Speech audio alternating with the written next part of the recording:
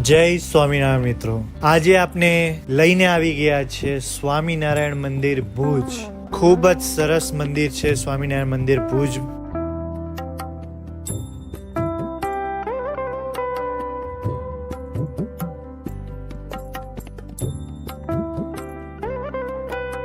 ગેટની અંદર એન્ટર થતા જ એકદમ વિશાળકાય જગ્યા તમને જોવા મળી રહી છે. ખૂબ જ શાંતિનો અનુભવ થાય છે મંદિરના અંદર એન્ટર થતા જ.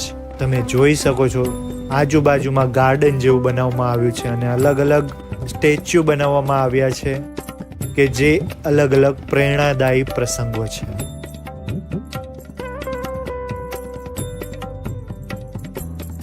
ખૂબ જ સરસ એન્ટ્રી ગેટ અને પ્રવેશ દ્વાર છે.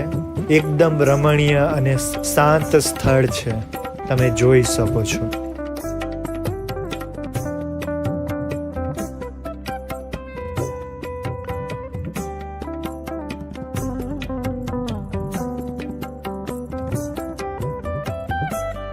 આગળ વધતા જ મંદિરના દાદર ચડતા એની પહેલા જ એક પ્રસાદીની છત્રી છે જ્યાં ભગવાન સ્વામિનારાયણ આવ્યા હતા. આ એ જગ્યા ઉપર જ મંદિર બનાવવામાં આવ્યું છે.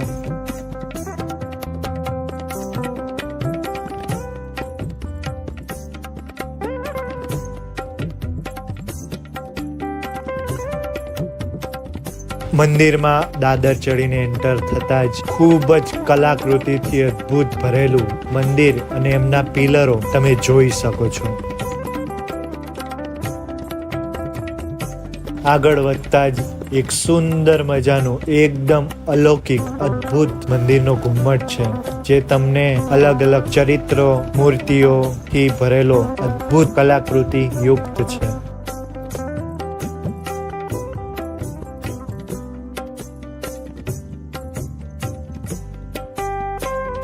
અને તમે જોઈ શકો છો મંદિરના બધા જ પિલરમાં અલગ અલગ કલાકૃતિઓ રજૂ કરવામાં આવી છે. ઇવન એના ફ્લોરિંગમાં પણ તમે જોઈ શકો છો એકદમ ડિઝાઇનર કલાકૃતિથી અદ્ભુત છે.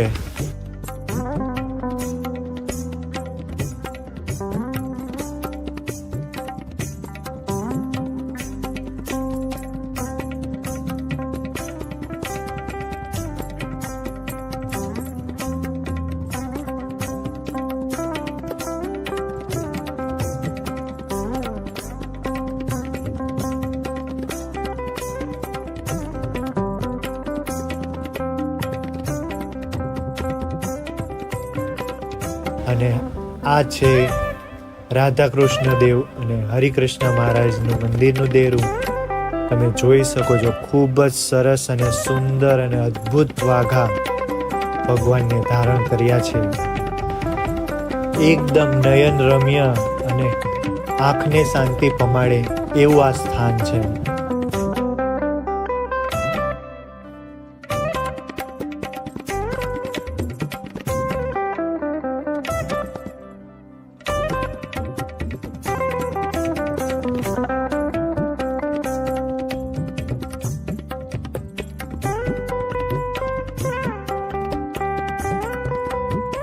અને આ છે મંદિરના મુખ્ય દેવ નરનારાયણ દેવ અને હરિકૃષ્ણ મહારાજ.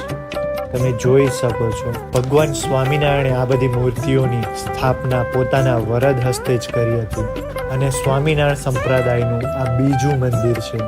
સૌ પ્રથમ મંદિર હતું અમદાવાદ કાલુપુર.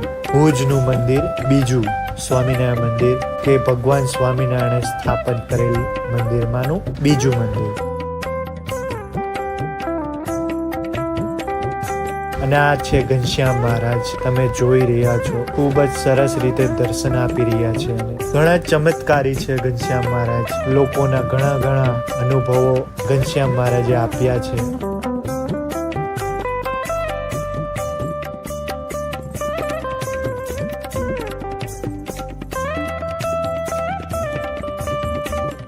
અને આ છે સુખ સૈયા જેમાં ભગવાન સ્વામિનારાયણની મૂર્તિઓ, શિક્ષાપત્રી વગેરે વગેરે તમને એમના ચરણાવિંદો પ્રસાદીના જે તમને દેખાઈ રહ્યા છે.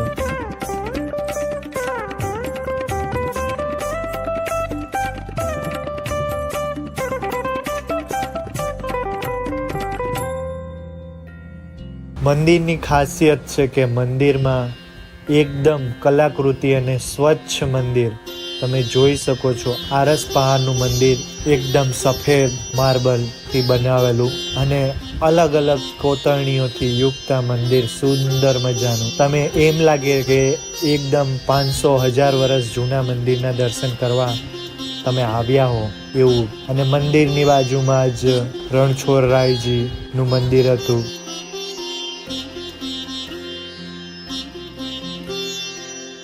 પછી સૂર્યદેવને પણ પધરાવવામાં આવ્યા છે મંદિરમાં. એવી રીતે અલગ અલગ દેવોના પણ તમને દર્શન કરાવી રહ્યા છે. તમે જોઈ શકો છો, ખૂબ જ સરસ.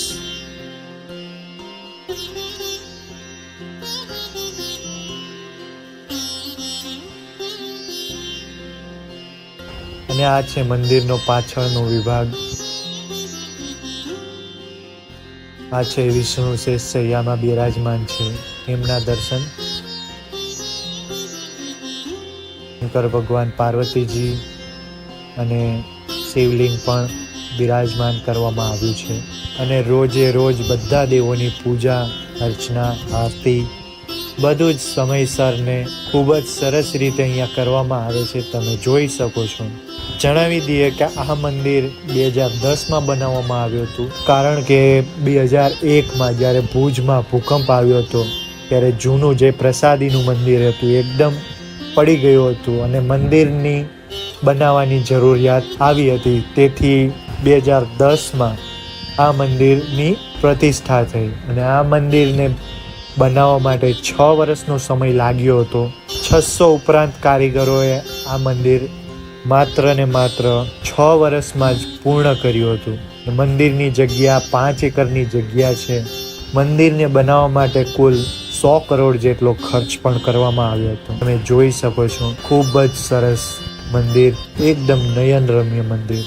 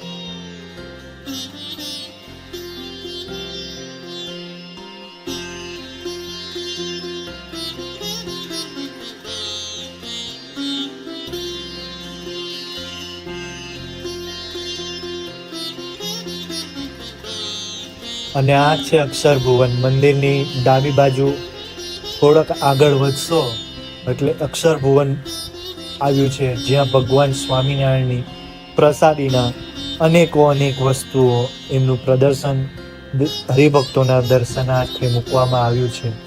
અંદરનો વિડીયો તમને બતાવી નહીં શકીએ, કારણ કે અંદર એન્ટ્રી ન હતી વિડીયો ઉતારવાની, એટલે અને એમનો મહિમા એમને એમ જળવાઈ રહે એ માટે વિડીયોગ્રાફીનું મંદિર દ્વારા રાખવામાં આવ્યું ન હતું, એટલે વિડીયોગ્રાફી અહીંયા તમને નહીં બતાવી શકીએ. પણ જરૂરથી જરૂર એક વખત તમારે જવા જેવું છે. એમાં તમને ખૂબ જ મજા આવશે અને ખૂબ જ અલગ અલગ પ્રસાદીની વસ્તુઓ મહિમા સાથે, એમનો લખાણ સાથે પ્રદર્શિત કરવામાં આવ્યું છે. ખૂબ જ ભગવાનનો મહિમા થશે.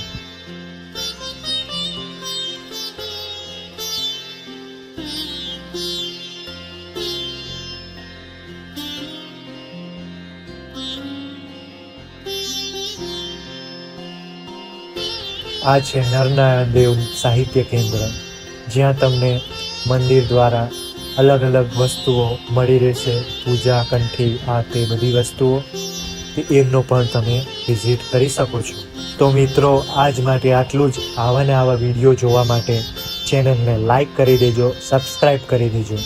અને જો તમે આ મંદિર દર્શન કરવા ગયા હોય તો જય સ્વામિનારાયણ લખીને જરૂરથી કોમેન્ટ કરજો. અને જો તમે જવાની ઈચ્છા ધરાવતા હો તો પણ કોમેન્ટ લખી શકો છો. તો આવા ને આવા વિડીયો જોવા માટે ચેનલને જરૂરથી સબસ્ક્રાઈબ કરજો. તો જય સ્વામિનારાયણ.